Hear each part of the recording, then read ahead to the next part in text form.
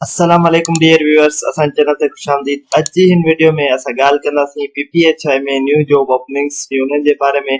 ही job openings different fields सां related candidates जे लाइ आहिनि, जंहिंमें बिज़नेस, HR, मेडिकल ऐं डिप्लोमा होल्डर्स जे लाइ जॉब आहिनि। तमामु घणी जॉब अपॉर्चुनिटीज़ आहिनि, डिफरेंट सिटीज़ में आहिनि। ही सभिनी खां पहिरियों तव्हां ॾिसी रहिया आहियो deputy director training and capacity building आहे, जंहिंजे लाइ क्वालिफिकेशन MBBS रिक्वायर्ड आहे। ईअं पैथोलॉजिस्ट जी जॉब आहे, डिप्टी डायरेक्टर हेल्थ सर्विस आहे, डिस्ट्रिक्ट मैनेजर आहे। ये सब्जेक्ट मेडिकल से रिलेटेड जॉब आहिनि। उन खां पोइ मैनेजर HR आहे, जंहिंजी MBA in human resource management आहे, उहो अप्लाई करे सघे थो। मैनेजर EPI एग्जीक्यूटिव HR जे लाइ MBA ऐं MPA रिक्वायर्ड आहे, human resource management master degree. Pharmacist आहे, मेडिकल टेक्नोलॉजिस्ट आहे, सुपरवाइजर सोलर सिस्टम आहे, जंहिंजे लाइ ग्रेजुएशन BTech या DAE इलेक्ट्रिकल इलेक्ट्रॉनिक्स में रिक्वायर्ड आहे।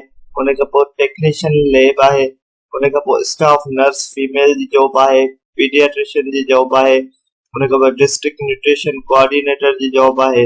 उन खां पोइ डिस्ट्रिक्ट मॉनिटरिंग ऑफिसर जी जॉब आहे, मेडिकल ऑफिसर जी जॉब आहे, प्रोग्राम असिस्टेंट जी जॉब आहे, जंहिंमें bachelor in social science project management public health में हुजे। NIS असिस्टेंट आहे, जंहिंमें bachelor in social science business studies computer IT health सां रिलेटेड हुजे। उन खां पोइ लेडी हेल्थ विजिटर आहे, वैक्सीनेटर जी जॉब आहे, डिस्पेंसर जी जॉब आहे, नर्स NSC जी जॉब आहे, असिस्टेंट न्यूट्रिशन जी जॉब आहे, मिडवाइफ जी जॉब आहे। इन्हनि में तव्हां अप्लाई करे सघो था। इन्हनि जी जेका लास्ट डेट आहे उहा 16 दिसंबर 2022 आहे।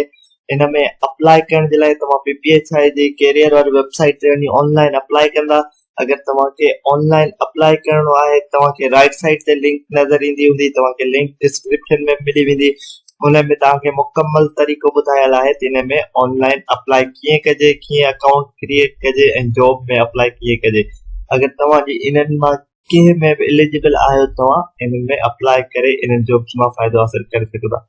उम्मीद था कयूं तव्हांखे इंफॉर्मेशन मिली वई हूंदी PPHI जे न्यू जॉब्स जे बारे में। मज़ीद इन्हनि इंफॉर्मेटिव वीडियोस जे लाइ असांजे चैनल खे लाइक कयो, सब्सक्राइब कयो, जीअं असांजी ईंदड़ हर नई वीडियो मां ते पहुची सघे। अल्लाह हाफ़िज़।